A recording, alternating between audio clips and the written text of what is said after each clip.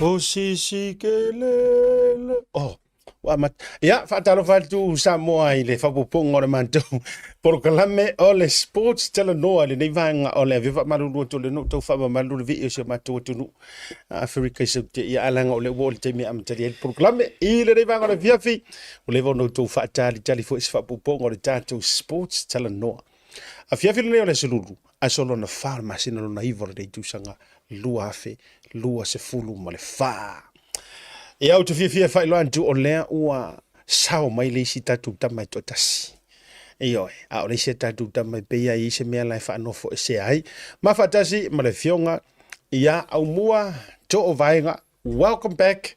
Mai le whaabara tuina o le se lautu sanga o le lakapi Samoa, po le tatu manu Samoa, le ingoa e tauloa.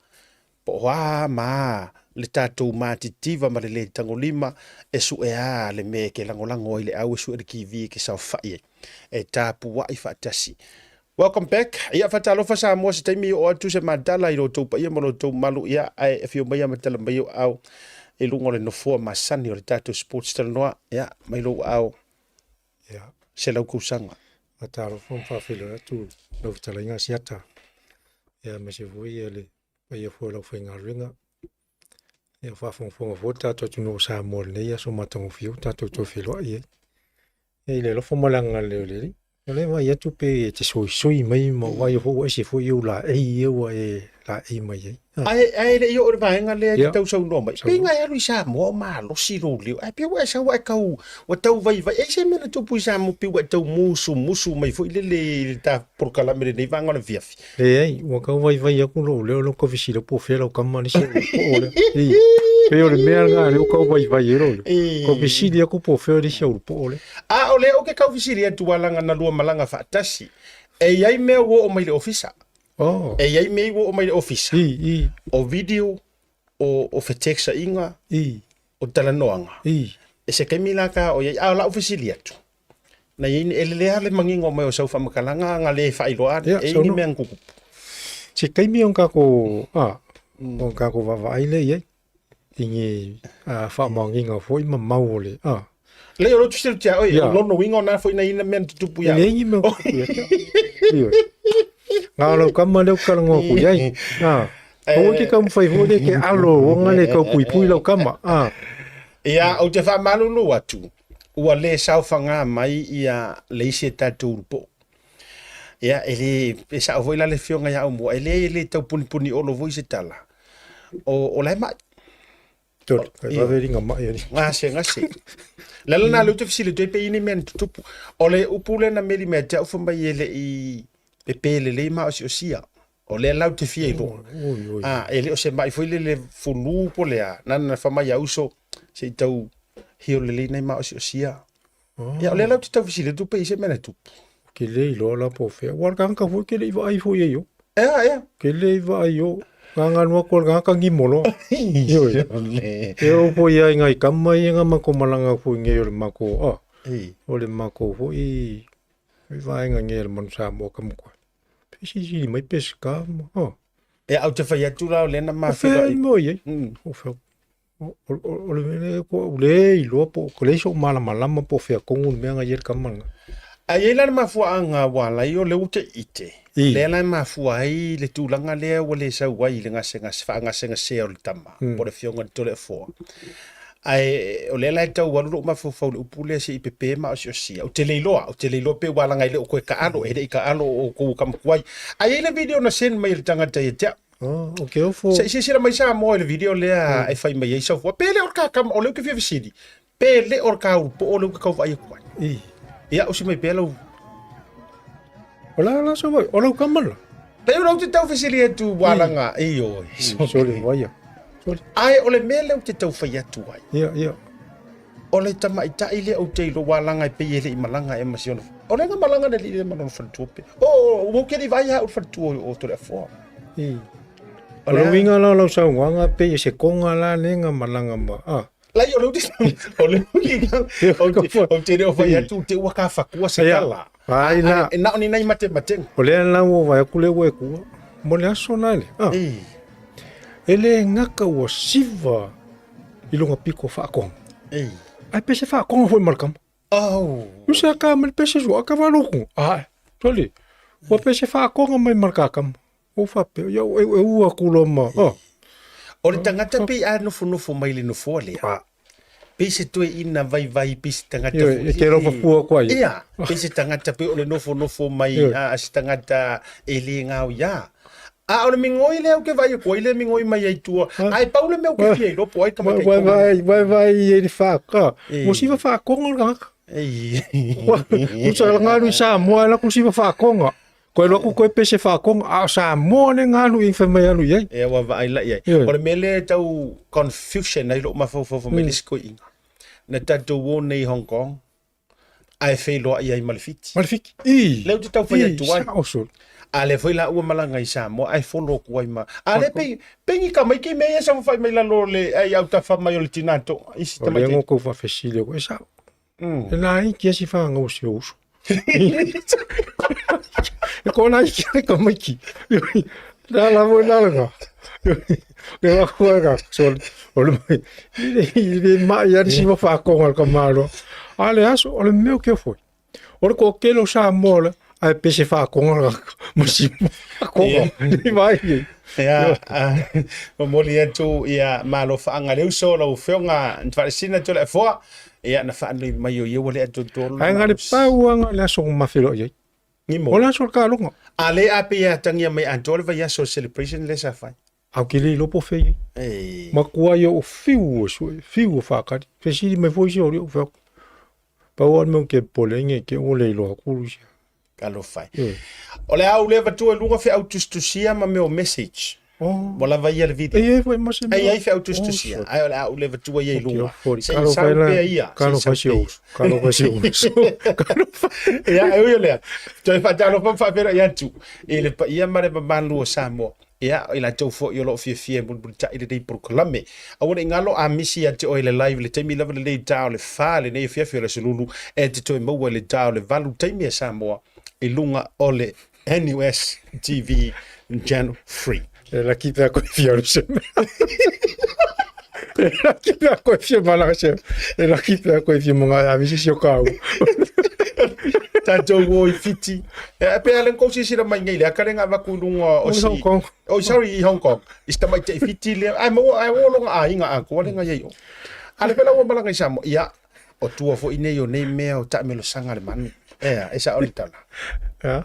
Ia ai o kua ngai o mengi o ka melo sanga le manu. Fesiri e pe asa. Fesiri e pe asa.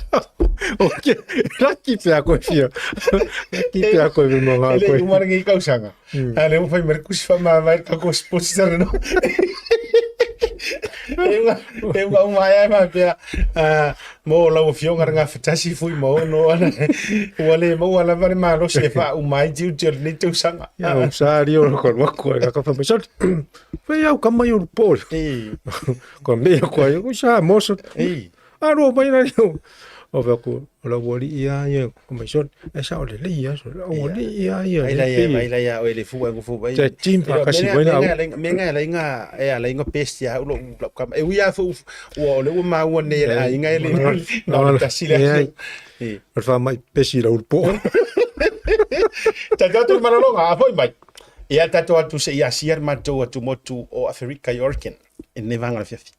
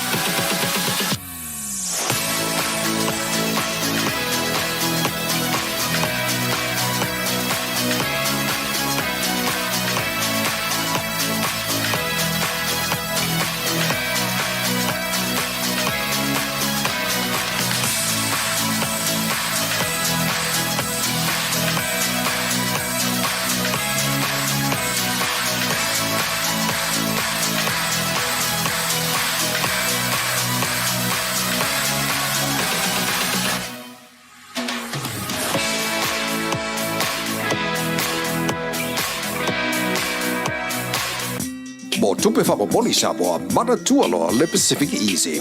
Olo whawau pere tātou whamitoa nao le 5 tala te tongi mo tupe whamomoli pe ae whaonga ina le PacificEzy mobile app.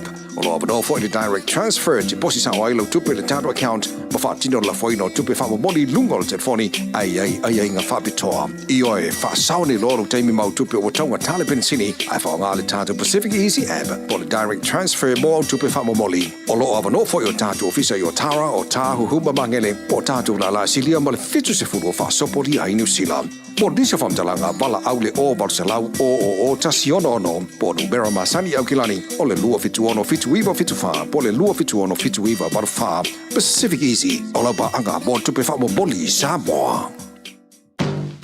The Color Shop in Moatoga can brighten up every aspect of your life, from interior to exterior. You can change the look of any project you have, from auto to home, around the yard, and everywhere else. Bring color to life with our selection of the best paint. Come check us out, because we're more than just paint. We got bush knives and a whole lot more. We're the folks that will help you kick that drab right out. So come into the Color Shop in Moatoga. Call us on 25577 or 21527. Drop an email to cs.creston@gmail.com. Talofa lava. Tasi Market is here at the Maire Town Centre, the heart of South. Fai sau noanga. Ai oi, he uma whalau tele nisi o vaenga. Ai mo le moments lava ia le wa ito e sau whai i le malai e te wha me melo i ai. Ai tato ta alo male awa tonga pei of tawinga siampingi ngā fo i ona po i o tau taimi. Tato malo le ase la ngona o lauta po inga i le aso Aumua. Ta wolf zili asiata o le turanga fie la. Ia pesa telefoi matoni ta matoisa tau popole foi le fai alma ko kala foi le moi foi la kali. Ai le lo la val metup wale ko foi le ngo ko ko ngai ko fakamana foi. A turanga foi le matou tano so le kau ko nga ma o ko ka ko se la ko sang. Ioi, waka o le watu tonga a le wha manatu se lau tau sanga o laka pia tātou. O le pōlenga, i ngange ke ua whare konga ko a peitai. I nā i umanmanu le tāronga. Mā nei tele le tapenanga le tātou au. Mā losi lo suwhai le tātou au. Le lei e tātou set pieces. Ko le lei foi le raninga o kako polo foi le whawanga fo sa o kako lenga i kua. E pei o tūlanga i na mā nei e foi. A te mā nei e foi la sol tāronga asiata. Ioi. Ea, ma fa se furu ma le tolu le manu Samoa e le se furu ma le fitu o le aua tonga. Ea, le wai sau vai not as a player, but as a former player o a oula manu Samoa a boys. Na mo se taimi tau whilo ai mar kapteni manai nisi o tama, ea, e o e wha malosi i le taimi a bese fu la tu ta longa i na ua mai a pere a mataina fu. Ia ele sa mau fa te mi sa fero e foi ni sin fa tano foi te mi sa fa sa vani ia ele i mo te ste mi fero e kapteni tu no pena o no ia fu na to o te mi te pe fo te mi o talo e kile ma foi fa la vi kile ni na i foi ni si foi o so sam fa ona ma futa tu sa o fero e foi le sunga le fa ia onga ia mase ia manisi foi o lato pulenga i tai malanga ia na o ia ula ko ia pe langonga ngai kia kile mo fole fa la kile nga singa fa manguia kwa ia o ka me i kai ia ale tulanga na to ia to telefone o nisi o tamatuai sa fie o tu ma felo ai fole e le kapteni ma to telo alom fa na o tato mansamo ia pe vola ona sila tu fole ia termino mo talong ia to telefone nisi no felo ai ma pu ia ka ma tamole o tato mansamo fole ina ia whaftai e fwoi, tu sai fwoi maltalo. Ma lo whaftai. O lea whalau tele le malanga a Aumua i Samoa ma le tātou celebrations o le Rugby. Pe a tātou o i pe mai a malo longa i te mo le tātou faʻasoa. Ai wha mai a tu results sa ta oto mai i tātou ta longa. Ia wale manuia la le aua kanata. Ina ua manu malo ai ia Amerika le latou ta longa lua sumar valu. I le na o sumar lima. O le la watangia mai le tātou Pacific Nation Cup lea. O le wo i lunga ia Japani ma Amerika. E whaatalitali mai ai. Ia fiti ma se tasi o tātou matonga. Walanga e moni o leu tātou manu malo ia tonga.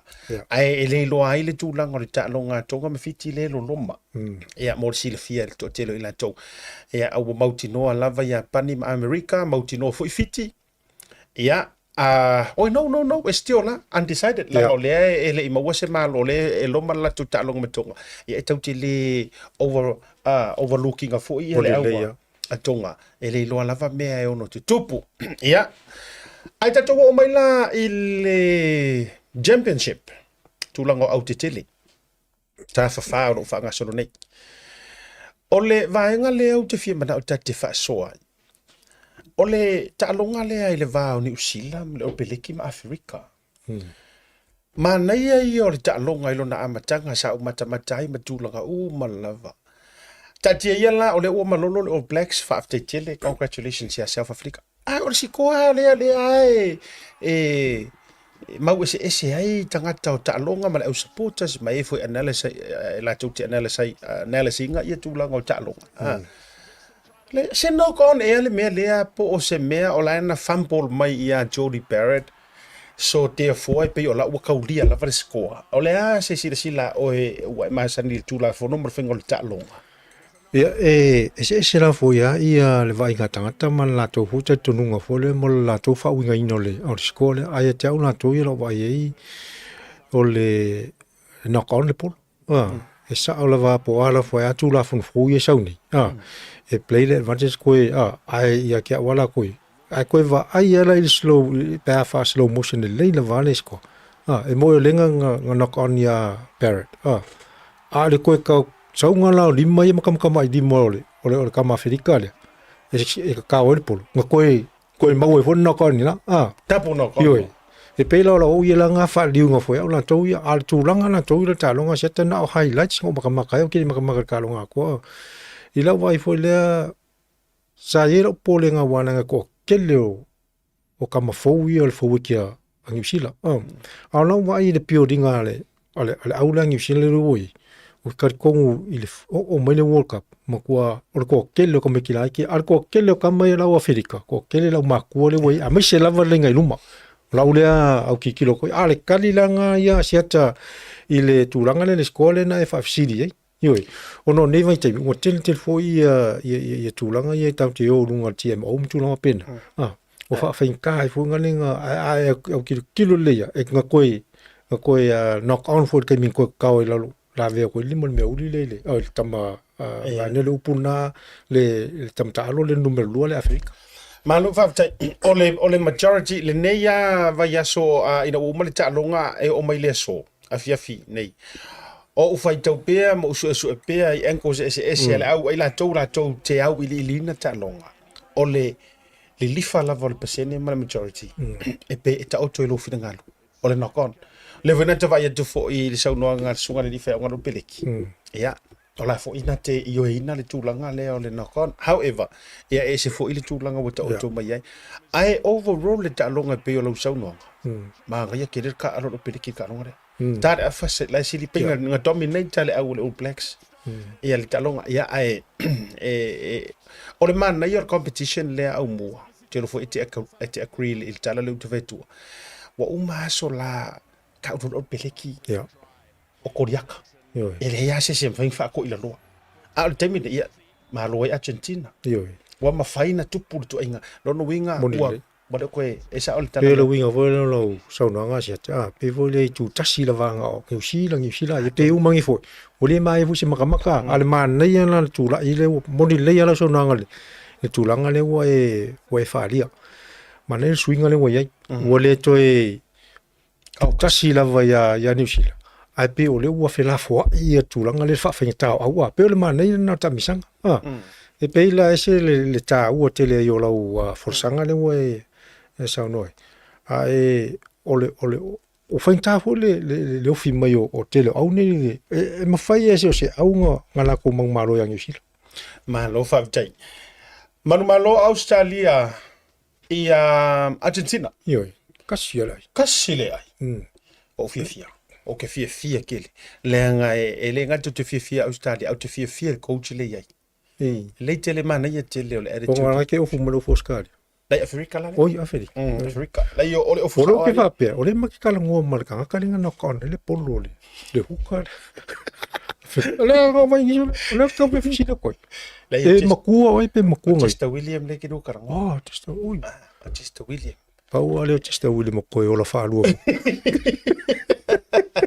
But what I tell you, ole tamata alo lea mea uli lea. Tulo o wio ke ka wale upu ka komasangi. O haifo ie o mai mangi kala fa mai ele ka uangi a ngi mea uli o ngia ma tulo wa. Tatia ia sa oid ko iwe ka kier poko moko ngā ngafi. Tato haru le mea o hai tato to suia upu na to mai a tato e makukua ko upu ia kako. Alu wingo la utala. Ole tangata tonu wale na lengo ka inkalisi ka le au lea. Ni ke fola a lusu sele fa penga lo. O si kele Afrika. Baile. Ya ole tulanga ia walanga e lawalunga fo ole champingi da. World champion. Wa aila ya just wile me kamo. Sol. Ole mo ko maro. Wa aila kamo ile umia sola ko wa ngolo sela so. Ia o a fo temi ne wo se sera fo ma tole fo. Wale to mo temi ole. Ai ole tulanga le na le wo ta oto ia ita to ta longa. Mana e tele man malo Australia. Pe ana e ta wa langa e o tano fo i si au ne Australia wa kele fo i a me se fo tonu fo ia na to ia tele ni le se fo yo fina ngalo mana to ta matuai fo ya. Ia fa mai ni si Tautuana fa ia ngalo Australia ya le o fa mai si kaunga ava ko ele o ko kusai ia fina ngalo a me se fo tele o ta matuai Australia ya peta o le o man wiela na ta longa fa ngol vaso. Ole au le mo mia le mo se la ko ilalo ale ai lo no winga la ole la se vai fo io pele ki which is le ia le au Africa. Ma tu la le la to wa la nga i lua ta lo wa au ia. Ale la pingi lo inge ia tatou. Ya ele fa pe fua ina fo i tatou ia ai ia jau sermana ia fa tino ina fo ile ai fa tai fo ia Australia o mo wala to manu malo. Ya ile ta longa male au malosi a Argentina. Tatou malonga a foi mai. Fa tatou façasoa.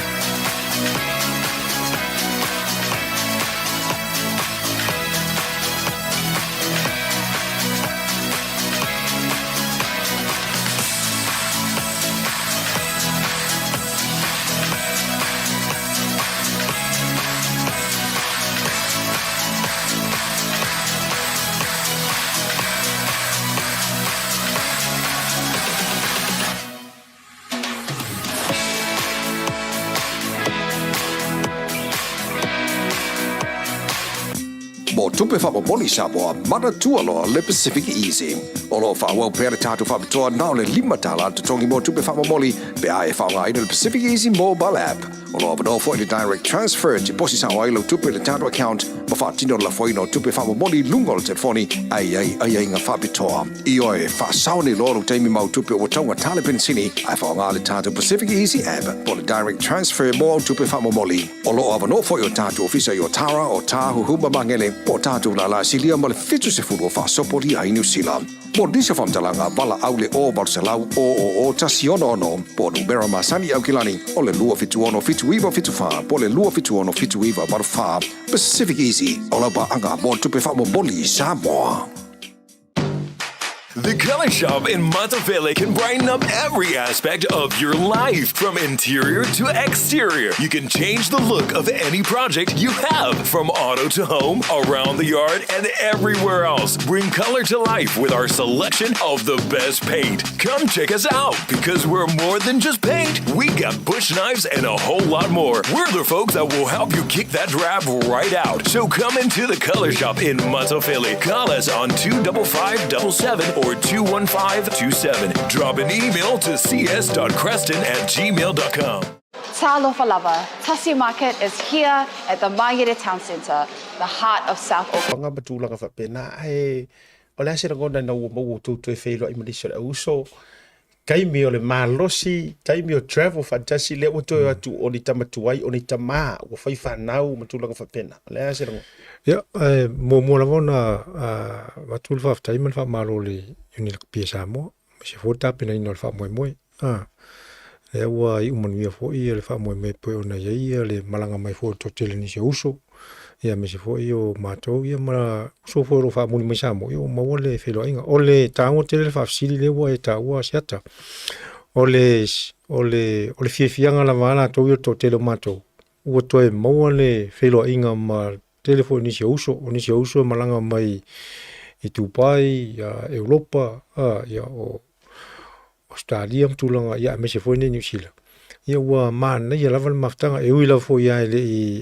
lava atu telo ni se uso ono ni se foi o tutuangia ia ale nganga fia lava ia matou se ua matou toi maua le whelo inga ma to telo la uso e pe o le tūlanga lana ia mai le amatanga fo ia ina ua to ai taunua tu fo ia sa maua la fo i le whelo inga ma ia ma mo hui taimi fia ima Talanoa ia matoi fa foi ia tanuanga foi taimi o ta alum tulanga pena ia ai o lesi tulanga asiata foi le o le a foi le ia o le tapinanga foi o toninga foi le mato sa van tulanga pena ia sa mo la foi fia to tele uso matua ma ila to foi sa pena ona la ina lai ia wa foi le fa mo pe ona ia malo whawtai o isi sui ngai fōringa o nei nisio le uso ia wow sui aso sui kausanga o makpua fōringa wa tati wa vai e tulawa na tau iei tangata tau mate ngata ia te oi lava ia pe o fōringa ia na e vai whaingo fia whainga se uno levanga ia e moni leila ma ele iei te la se suinga tele fōle paua tūlanga fōle o le o tele au nisio uso wa mamafa tele ia ale sirin tau o to telo i latou na atu yo ina mo le no yo sa vali mo ona la to telefone uri pe i muri anga ia o muri anga proile ma o matamua Filipo Saena ia o ngal mana le George Stowers mo to tele la voi latou o lo fa pena ona sa vali ta mo no ngole o mo le justana ia pe na sa pe fo le la te vai o la volo o up to date fitness le la fitness o to tele ai le tele se to telo i latou fo le o yen tu langa fo nai ile to la ti la vai la to lo o ni si fo ia ua mo la fo tu la fo nga se tin o tuli io mo tu la fo o no tu la fo i manuanga fo i talonga le la o mo kai mi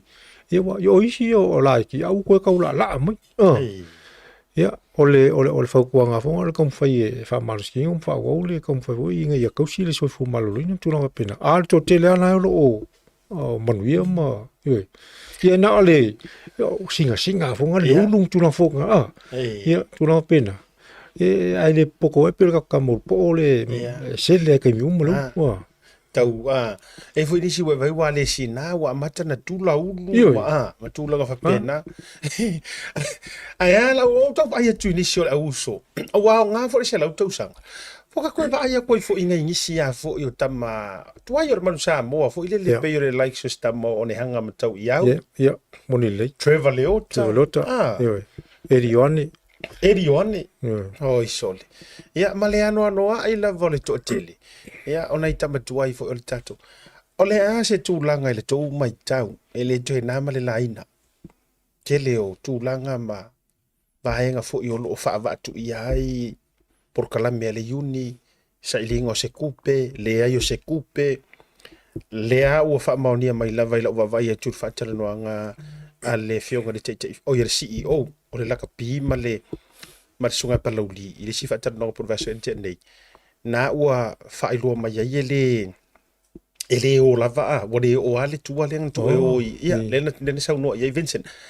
Whape wale o lava a, o le isi tournament i o sa ili foi laloa e auto va atu. Now, o le ala o tau Samoa, o le a se tūlanga le tau mai tau i ni Vaega, mo mia le swinga, ai a fai foi ni swinga, o a ni Vaega te tele, te tau na fie ni swinga. Ia moni le lava siata. O tatonu foi le to e tau fa ilo tūlanga lea. O mea umai en tanto tano mo lam tanga foi le la wai wana o ye tulanga le wai tanto yuni e foi le ele fa pe foi le e tau tito foi pe tolo fa pena ye il mato foi vai yo ye tele ye foi le ya ile tulanga foi ya ma o nei fe po kala mea o to telefone si foi ya uso fa malo mo tu no pena o to telefone mato tamatuai mato tatano foi yo le nganga na tasi ya ai ye foi ya le upua foi le ya kau yo lo que ai foi la to foi la foi lo tonu foi le yun o lai an me foi le tu vai lu mal fa un tu ya ai o to tele la una mia la mal finger swinga pe la no fa ya tu taimi o momoa asiata ile maho atu ile va ai me foi la tangata se pe foi le o koinga la pe la a foi ka foi uja i la kai ka vai foi le pi vole fai keke ka vole mane ko nga yoi vole nga yoi ya se va nga fa yen uri matua to ya nga la ke lo la fo la ko oi a wala fo ye fingome al mato va ye e o filo la vale le fa mauni ya e fenta te fo e se ya ula to e se fa ngata o le van no fo mato ne la mato te lo mato ta alo la fo e tu la e me tonole o le unki la pena fenta ke le vale nga finka ele fai tu o me sa ya ono le ele monte la se temi fo le filo e tu fo ya la tu la fo le aya una to ya e sa i ya wala fo le o se panga no fo le ta yo ko fai sa ola ele ya ai ka ke musu fo le tal no fo le la tele o ele mo la sino panga ele mo te la se matulang e fiololo lava ina tou sa ye la fa ni si fo uso ya o tatano e foi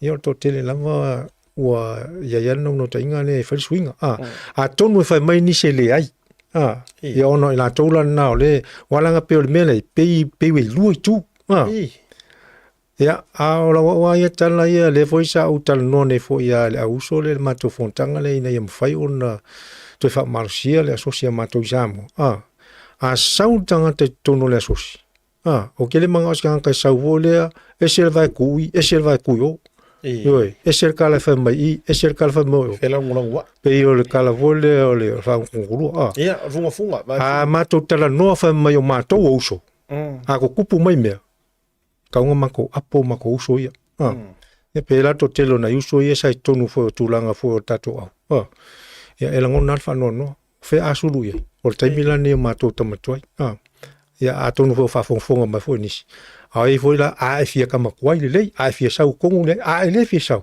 o ke le fia me ye tan notoi o ke le manga lo ke vai ko nga kai ola fasili ma nei era vanga le wa e sau no ye o fa mata onisi o la e lau te yo e ina le leisu inga ai ona wa vea lango ino pati fa prokiki e pei wa fu ai ona hold back le Talanoa lesi wala ngai le na malaina o te fai atu o te le tau tau atu ai ko kele yo kama foma man Samoa whether 7 or 15 a kele ala ko kala nga ia ile fast involvement fa prokiki le o pomonia na o kele fia mentioning ku ala fa fonga mai la lo kelo le ya e tele e fa pena fo ila to le fast nga ile HRPP if le ala o kupu mai lo la le melia ele se mea kau fast po se HRPP o le mea tau le au le tunu a ua ngoa kiar karangoa ona awa afa penge la ki akensanga ile HRPP tu lo wa ifa nga fa porkiki ia e fai ngofia la ku langa i o le Talanoa langa o lai ku ma ia ia ta i o le tuanga e fai ma chairman ai afa pe foi la ki akensanga il fa to le tu sa mo tasi e pe ia ka ngia mai ki nganga e agree i fa le ko mo ka sui ya ai pe wa ka fia la ka ngo o nga o langa o lau kama o lau wa ele o tau afia na tu nga vai o te misalo e tau o stula fa pena ai wana toui asiata ele fo nei mele ele mfai la na sui mai o mai le fia valuiva ele mfai na sui mai o no meia le ai o le mela vala no ka ko mai ya ula ko o mai kai mingi o ke ku o la na masi le fia to tele la tone mo le fa le oina mo le fi na tono le ele va pela o ka fai aku o ai o ke musu ke le mele o mimi ai o yoi langa o le o e faisi ma ai o le o si su o ia mai le vanu se fu o ke le ma asia tau sa to e ai fu tanga to ai na ke va ku ko inga to inga attention la ia le ke mai ai o ke fa kali fu Ola se kai mina ke fai mai e ngo fa ngo fo le le lalu. Ese la kapi, ese me nga. Mana ia. Pe po foi pe o ke ainga po ai. Ai ale sa ola fa. Ele mai na ise fa ainga po sa wo I. E fai e me ia. Yoi. Pe le manga funga le manga o le mea pe o ia. Le mo o me le I. E o kom foi le pui pui. Ar me le kala ngo ko ia. O la kapi.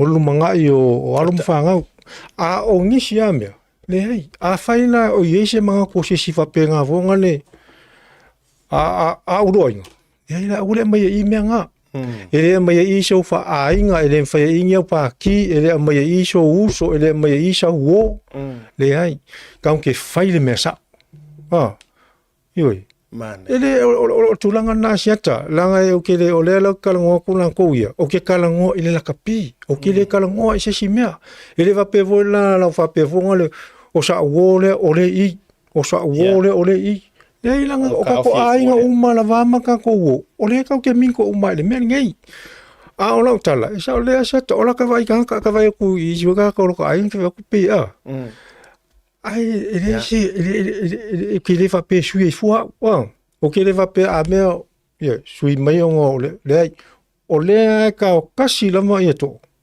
mai ele la kapi le me o lo o le la ke finga wo ele me kon fai yo Mana ia tele lau sau no manino ia fa fonga le tu le lana o batu ai wala ngai mongi au e ai les o le mo ia o langa lang yo la fa manatu la siata au fa fonga mai masila sila mai mai mo mai ni so kama ko ile mongsam pe ke le fifi ke au pe ke ika ke e ke lo la vale ko lo ko ka ngo sa mai ke yon ka fola le fal mo fa mangingol me ala fa kuanga mala so aku afa pe o e ka alu fa por ki fa penga alu se male sos o ke le manga o se kamo se mangsa mo kalu asa ko ko mai nga me nga le ai o le ka ke ka ngol la kapi a wongi ko maya me nga ioi lango o me ia sa wa inga mal me la le o le fighting so e me manga me ai ko me sa kon fa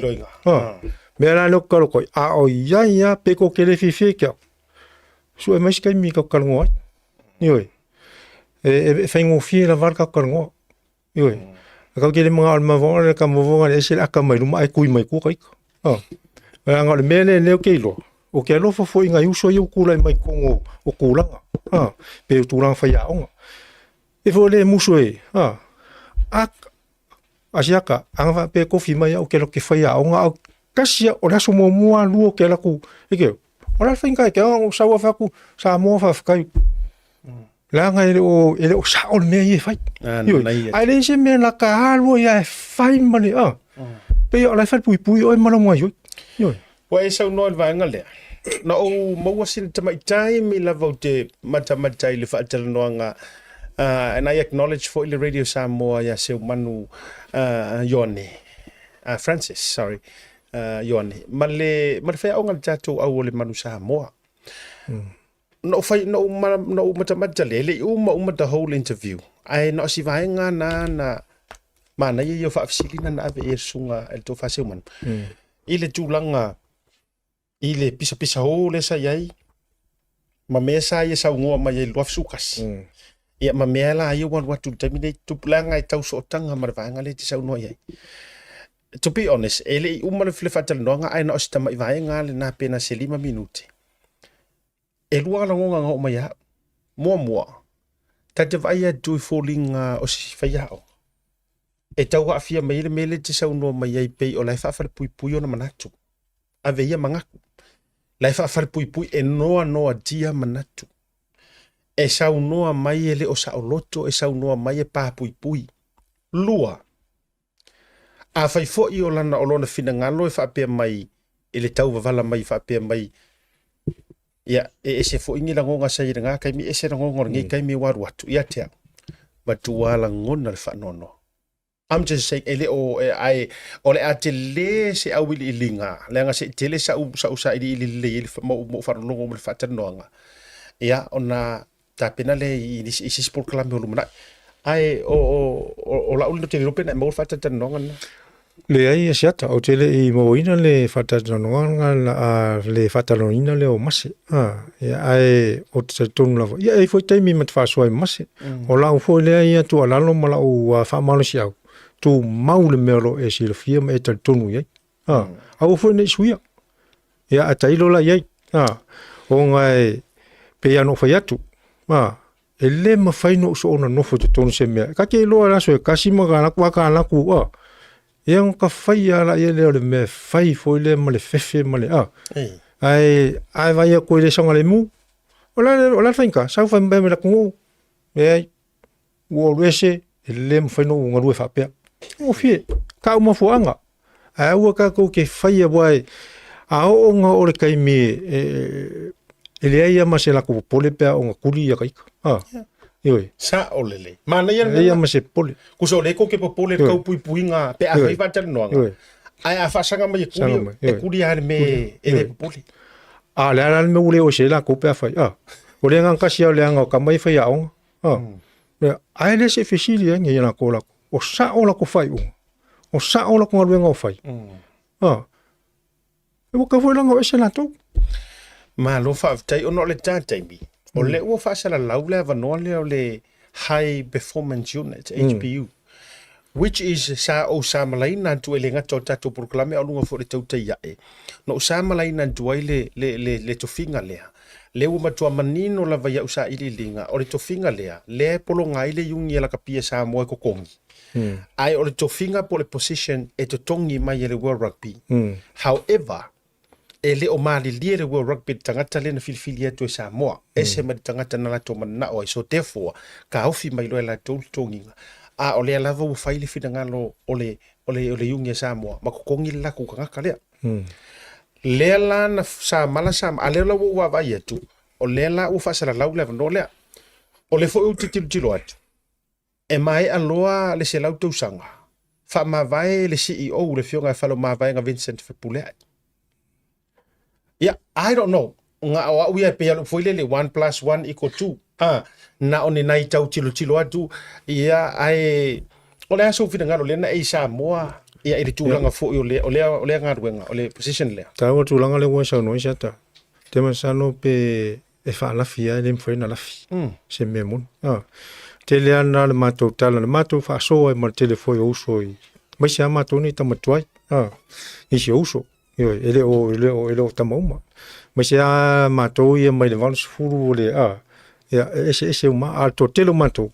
O matou no le tulanga na. Sa o le tulanga na ese tangata na mawaina le tulanga le o le high performance.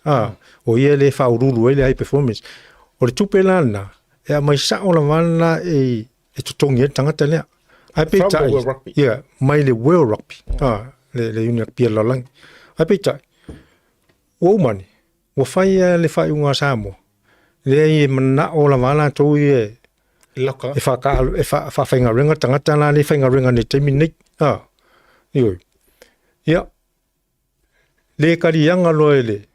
la kapia la kapia unga la langi le World Rugby le fai unga la Samoa le la wa lo le sikupe Samoa ko ngingole o tangata le tasi la le tupe wa alu ato ai misi ato ia ka pengango au nei ma au tauna yoi e pe la tulanga le umatolo umalama asiata ia tangata le o tangata mtatingo esiaka yoi o ia lana o le le la we sau no mai nei lo le fasal lau la le vano le tangata le le ai performance le le wo fasal lau o le fisili la le wo sau ya kia o le wa ka mai kia o fe la na alu oi na le kangaka le le kangaka le nga vai le ai performance le mai mai ku pe le ali ungi la kapi ngale la me fo I longo wingala CEO le ole me ya nga kongwa ole me lilo la le me nga ioi a sot kula a fa apea wa makoria a fa funga mai fa pe e ko sui fo e kama ala nga va vikele ya nga yo e kama a fa longo mai ngela le ka kan ngoi ai le faʻasoa e sot kula fongo la le me le pe fa pe sau sa o I sau CEO pe ali fa salau ai pe fa salau fo wa uma voinga fai unga kan kai mo usa pe yo le me la nga le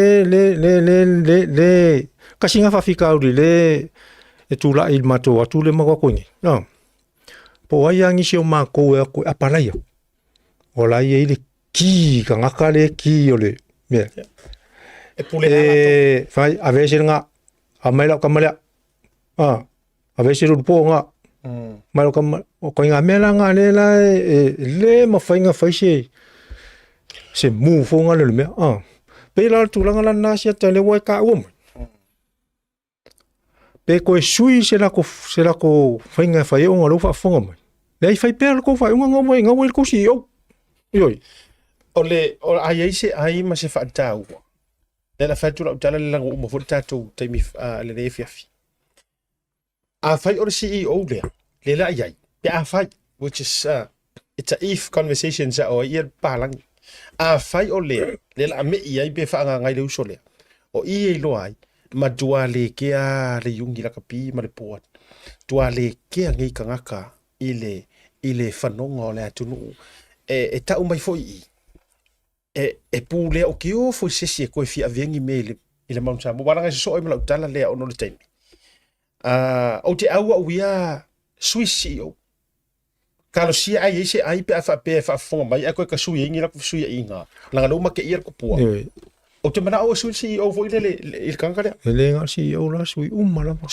mala wala nga pe la ko foi CEO control mai lunga o le chairman le ma le laula asiata le si tulanga le wa atonu e kairo e kaula va ngai se finga ngalo le pula da TV se wo umar ke vonga le ke au e la ka ko fiwe mai mau e fole kai me ala ai se la ko alofa e la lo ka ko kai mi ngai me ka no ai ole fa ta wa le bainga le Aumua sa ole le lo finga a tatou alu tu langa foi le turn the blind ai ka ke pole ai ona manu malo ai le ma ata tangata ni alo wingo la utala leanga ore kala le kusia ore kui e kala moni ele au foi walanga le foi life city lo mavo o leanga fai ngai ka usala online o se kupe fo mai ka avele au I tua ale o saule le CEO fai no mai ele o tua lo winga la le o feru wa foi le you know I'm just saying le fo la nga mai o le ngo ai ka ave le tua inga ya lo fa ku nga anga onga mau se lau mo kupu wa felenga mau ngai le ka usala online ale o sa fa tan nga mun muli mai Boleh ya se vai alenga fa nga o winga le no ta fa no o le fa nga inga mai o le upu e ano lo fatu se ka usu se kupe e ongo ave ile a ya ale la mo ku ale le wa le mi ale shata da te fo imala tu langa le tu langa ye we ta o ile tono le ya ka ko kat na te ka kan ni lava o ilo wa kau fa se fai un ya kau fa se pa mai le fai un ngi le kau ka ko kilo le por así la sanga kau fai Rang o le kasi le lu.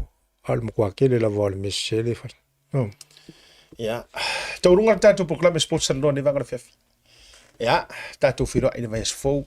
Share tātou proklame whaafitai fo i welcome back o le mesilia. O le koe fo i marka mawhai maso maonga maso. E le i fo i mai. Ua li upai ke maso ka maa. Paule me. Asi. Ia fa maungi aku longa se ngase pea o mai ka masiva. Ia, soifua mai manuia. Soifua.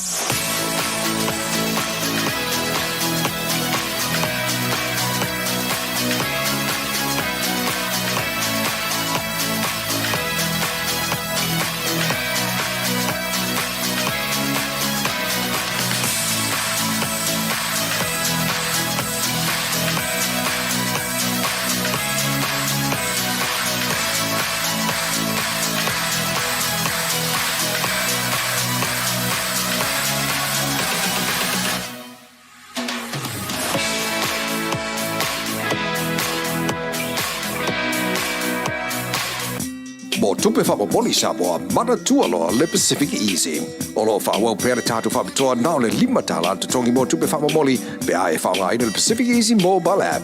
O lo abano fo i le direct transfer te posi sa wailo tupe le tātou account ma whaatino la foino tupe whapamoli lunga le telefoni ai ngā whapitoa. I oe whaasaone loro teimi mau tupe o taunga tale pensini ai whaunga le tātou PacificEzy app po le direct transfer mo tupe whapamoli. O lo abano fo i o tātou ofisa i o Tara o Tāhu Huma Mangele po tātou la silia ma le fitu se furu o whaasopori ai New Zealand. Mo disa whamtalanga wala aule o Barcelau o Tasi ono po numera masani au kilani o le lua fitu ono fitu iwa fitu wha po le lua fitu ono fitu iwa baru wha PacificEzy o la ba anga mo tupe wha mo boli Samoa. The Color Shop in Moatoga can brighten up every aspect of your life, from interior to exterior. You can change the look of any project you have, from auto to home, around the yard, and everywhere else. Bring color to life with our selection of the best paint. Come check us out, because we're more than just paint. We got bush knives and a whole lot more. We're the folks that will help you kick that drab right out. So come into the Color Shop in Moatoga. Call us on 25577 or 21527. Drop an email to cs.creston@gmail.com. Talofa lava. Tasi Market is here at the Vaega Town Centre, the heart of